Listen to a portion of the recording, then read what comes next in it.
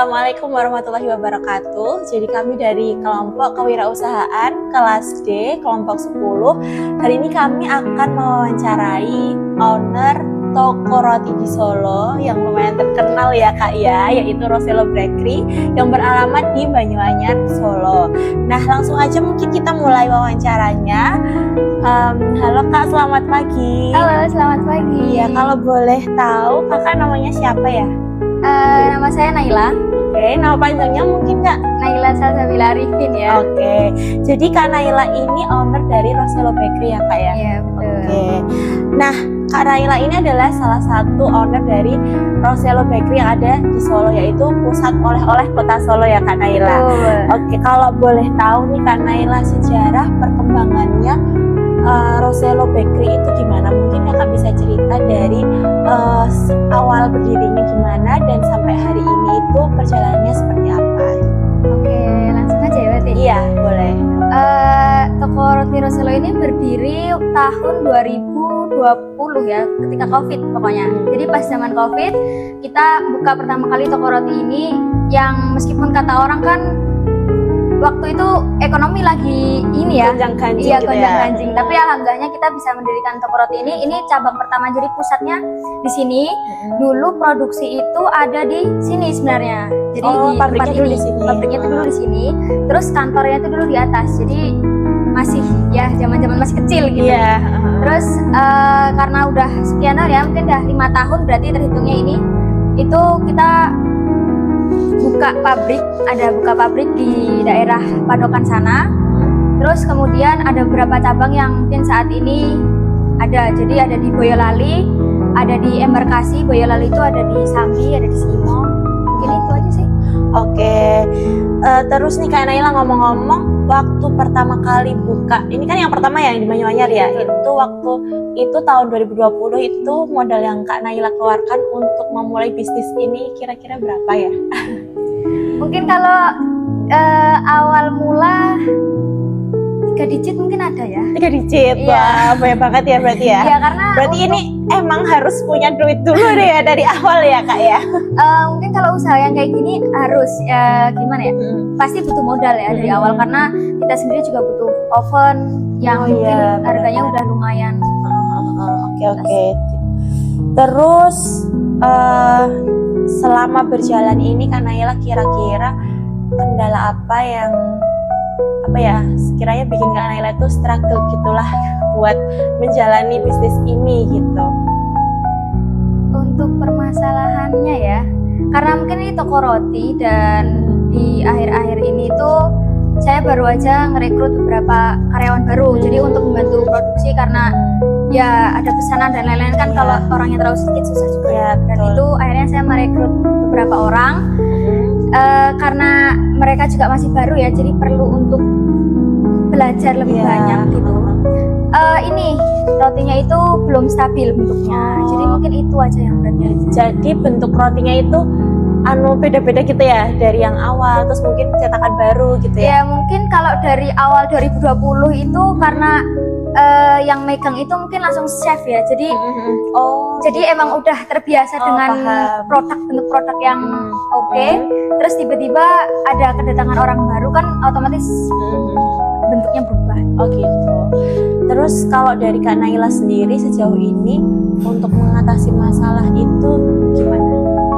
Kalau untuk sejauh ini untuk mengatasi masalah itu ya, itu saya ngadain training dulu. Jadi sebelum mereka mulai menjadi karyawan di sini, kita adain training dulu. Jadi dalam masa kurun waktu tertentu, kita ajarin dulu mereka untuk membuat jenis-jenis roti tertentu yang mungkin menurut mereka itu susah ya, karena kan nggak semua orang itu basicnya di roti. Terus ya in this economy itu semua orang kerja tuh apa aja yang penting dikerjain. Jadi masuk dan ya kan niatnya juga membantu orang lain ya. Jadi niat itu kayak mereka memang butuh kerjaan gitu. Jadi kita emang harus ngajari mereka mengejar apa yang kita mau juga. Oke, keren sih Kak.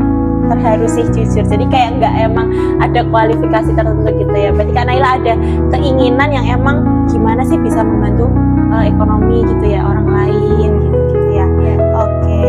Kan memang itu ya tugasnya manusia ya. Iya betul sepakat sih Kak. Terus selanjutnya kalau boleh tahu nih Kak Naila, penghasilannya berapa kira-kira omsetnya? Mungkin per bulan atau per hari gitu kalau boleh di-spill. Omset ya ini ya? Iya. Oh semua ya? Berarti Iya dong, semua cabang dong. ya mungkin 3 digit juga ada. 3 digit, oke. Terus kalau dari Kak Naila pribadi, suka dukanya apa? Mungkin suka-sukanya dulu deh. Suka-sukanya bisnis ini ya?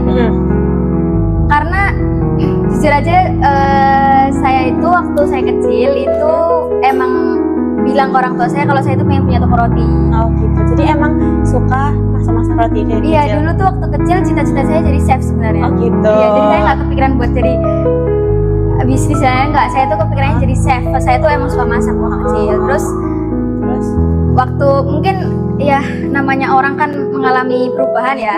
Nah itu di situ saya mulai masuk pesantren dan lain-lain itu saya udah mulai nggak suka nih sama dunia masak dan saya udah nggak mulai suka roti-roti karena ya satu hal lainnya. Terus tiba-tiba waktu COVID itu akhirnya buka ini dan ya sebenarnya saya juga merasa bahwa oh ini bentuk sebagian impian saya waktu kecil gitu.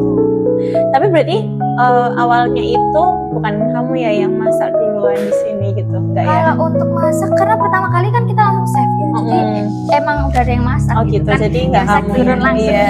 Iya, maksudnya kan kamu suka masak gitu loh tadinya, enggak ya berarti? Lumayan. Oke, berarti sukanya kamu akhirnya bisa ngewujudin bagian dari impian kamu gitu. Iya, sebagian ya meskipun sebenarnya itu ini bukan impian utama dan ini tuh belum ya bukan seperti yang di benak saya waktu kecil dulu. Jadi sebenarnya nggak kayak gini bentukan toko roti yang saya mau, tapi Oke, paham ya gitulah ya. Kalau dukanya pasti di situ selalu ada dukanya ya. Iya. Apakah yang paling kena gitu mungkin? Duka itu yang sedihnya lah, yang kayak bikin sedih lah, yang bikin kepikiran atau bikin overthinking gitu mungkin. Sebenarnya sih saya selalu kepikiran setiap hari gitu. Saya selalu sedih setiap hari. Selalu sedih setiap hari.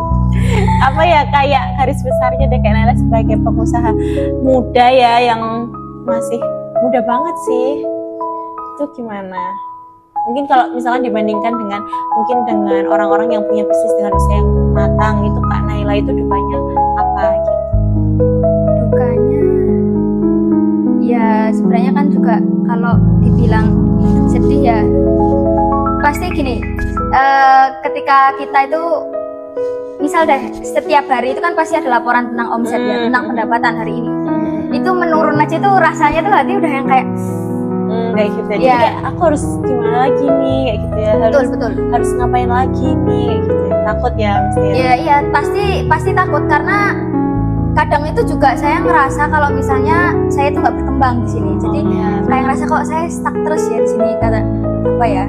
Nggak ada progres dalam hidup saya dan saya ngerasa ini tuh stuck, saya nggak maju gitu. Itu mungkin jadi masalah terbesar saya saat ini sih. Mungkin gitu ya, karena di samping kuliah juga ya, jadi kayak emang belum fokus ke bisnis aja gitu ya. Bisnis, kuliah, saya juga kadang ikut kepanitiaan, jadi campur aduk dan kadang itu ngerasa apa ya? Ya itu tadi mungkin ya, di bisnis itu emang menurut saya tuh kalau bisnis itu kuncinya ada di mental sih. Mentalnya kuat, harus kuat. Tapi kan kakak psikolog ya, jadi insya Allah ya kak ya. Ya sambil rawat jalan. Iya gitu ya. Oke, terus lanjut ke pertanyaan selanjutnya Kak Naila ya. Apakah Kak Naila sebelumnya tuh pernah punya kepikiran di bidang bisnis aja sih, bukan cita-cita yang lain ya? Maksudnya kayak di bidang bisnis ini apakah Kak Naila pernah kepikiran buka bisnis yang bukan toko roti gitu? Bukan cita-cita yang lain tapi yang bisnis gitu. Ada nggak? Kalau awalnya ya, awal mulanya sebenarnya saya juga nggak kepikiran sih kalau mau buka apa, itu nggak kepikiran. Tapi kalau misalnya ditanya untuk setelah toko roti ini misal udah jalan dan saya mau buka toko roti maksudnya bisnis yang lainnya, mungkin bisnis yang lain apa? Saya masih oke gitu. Oh iya, apa itu? Ya nggak apa-apa dong, nggak di-spill.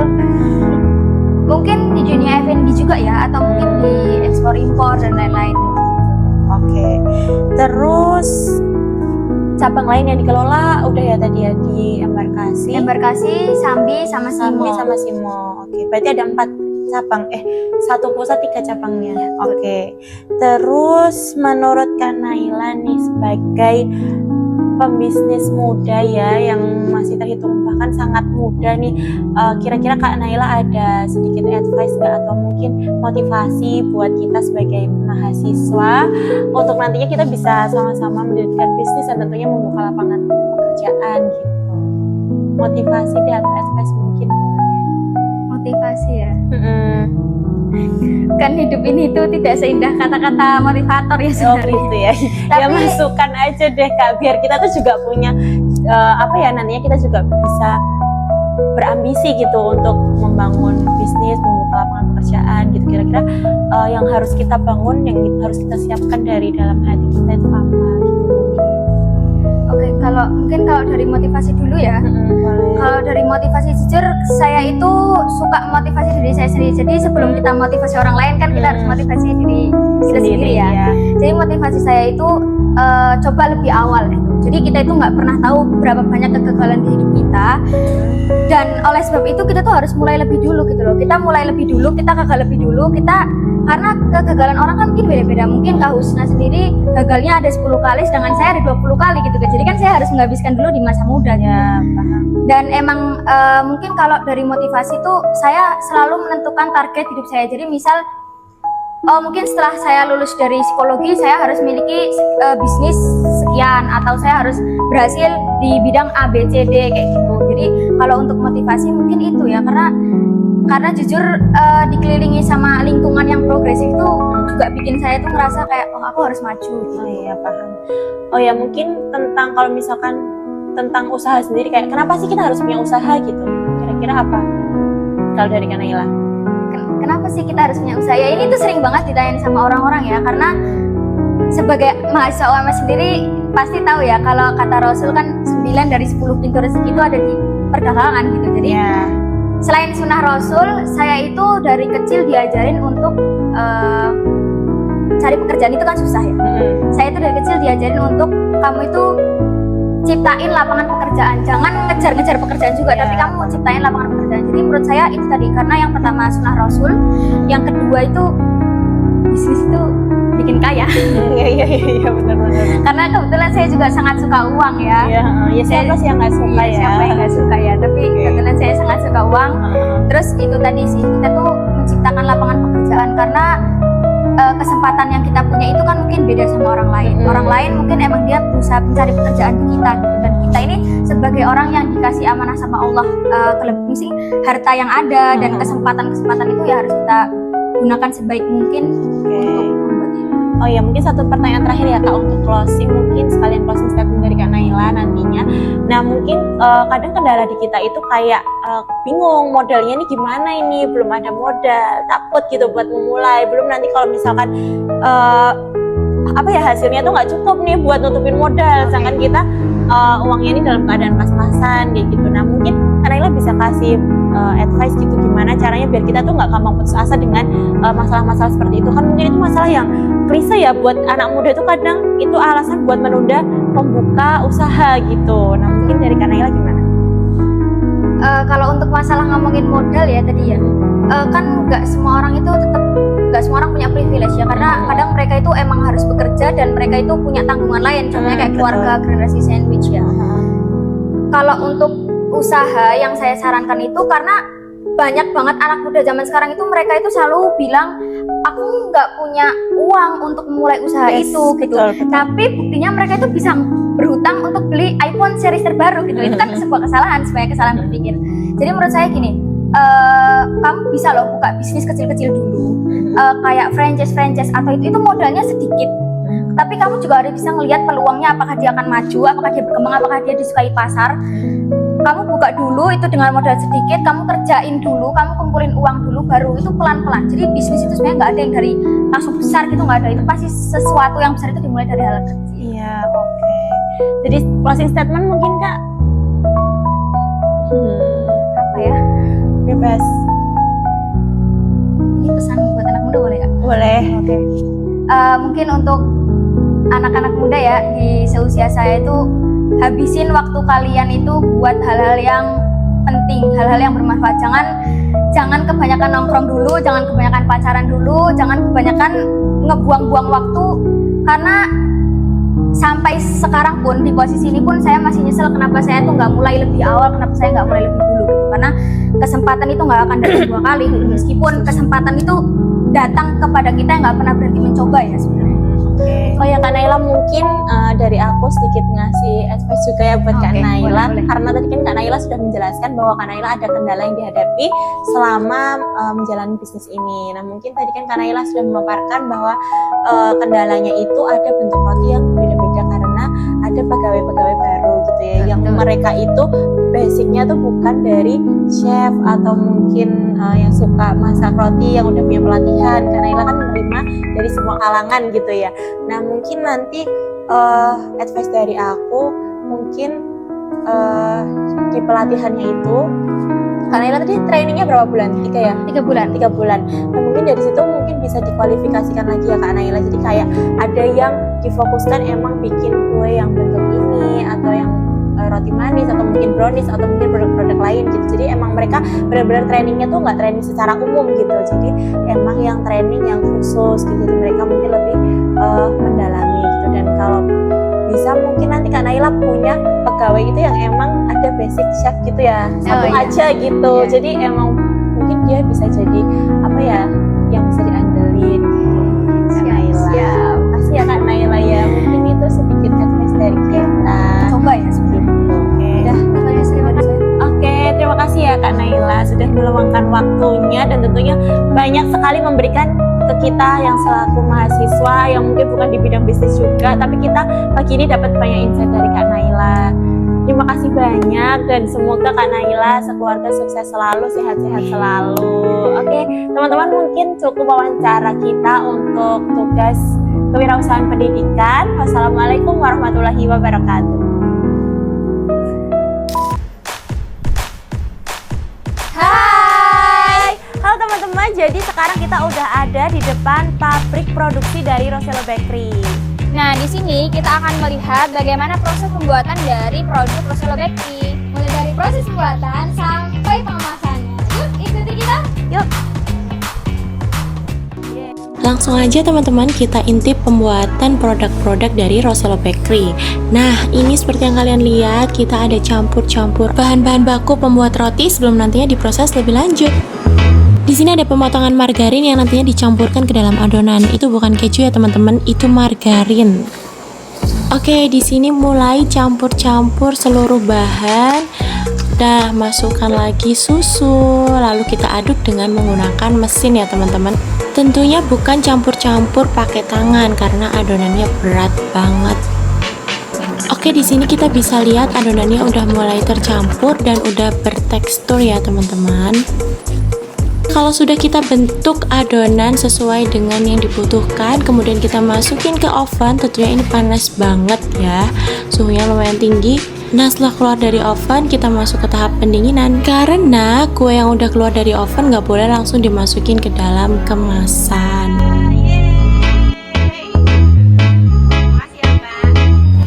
Nah, setelah pendinginan, roti siap dimasukkan ke dalam kemasan dan siap didistribusikan. Thanks for watching and bye-bye!